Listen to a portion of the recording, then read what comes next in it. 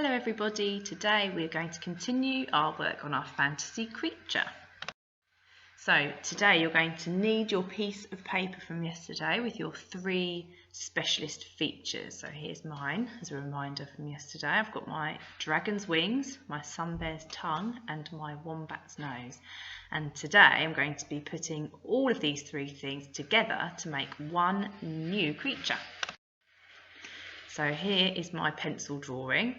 I just about remembered to take a photograph for you before I started to colour it in there.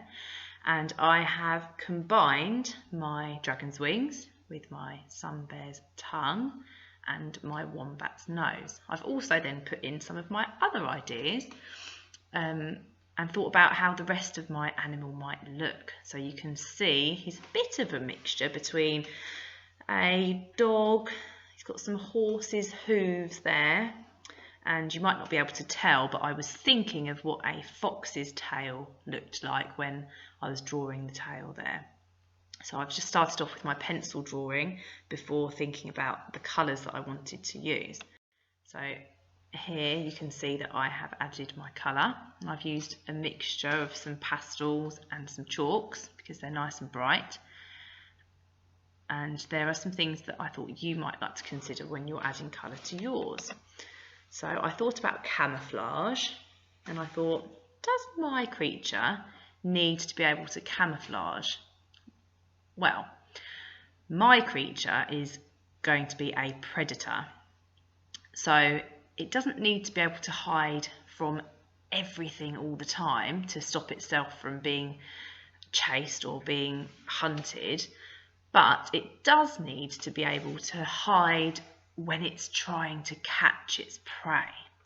So although it's got fantastically bright orange wings, I have chosen to keep the body of my animal different shades of greens and browns and greys, because when my animal is hunting, it can tuck and fold its wings away very, very small so they can't be seen.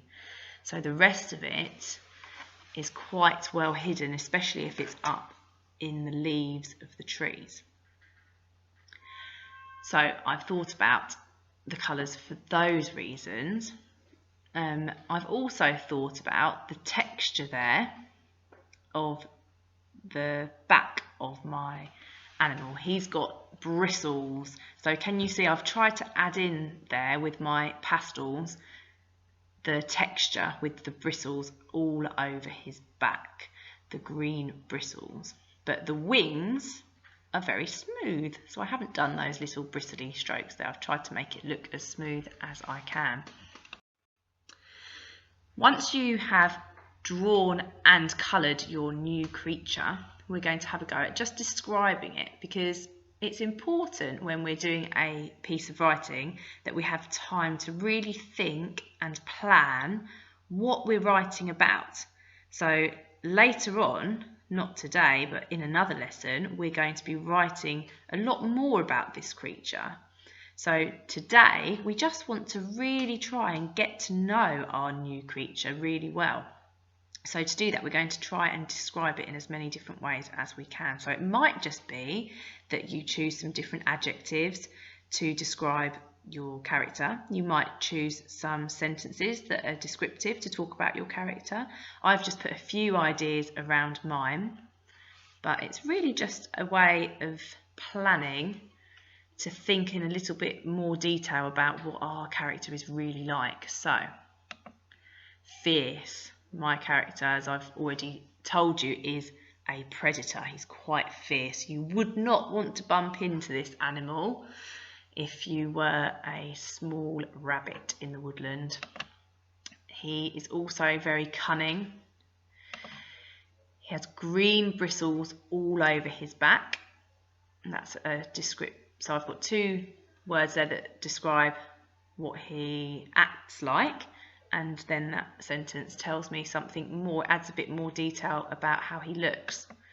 Sneaky, long, sticky tongue. So I've used 2 words there to describe it. It's not just long, but it's long and sticky. That makes me think that he might be able to catch some things with his tongue. It can gallop as fast as a horse. So he's using those hooves on his feet. He can gallop through the woodland as well as fly. He has a big bushy tail. He's quiet. He has small pointed ears. When I drew his ears, I was thinking of a squirrel's ears. He's quick.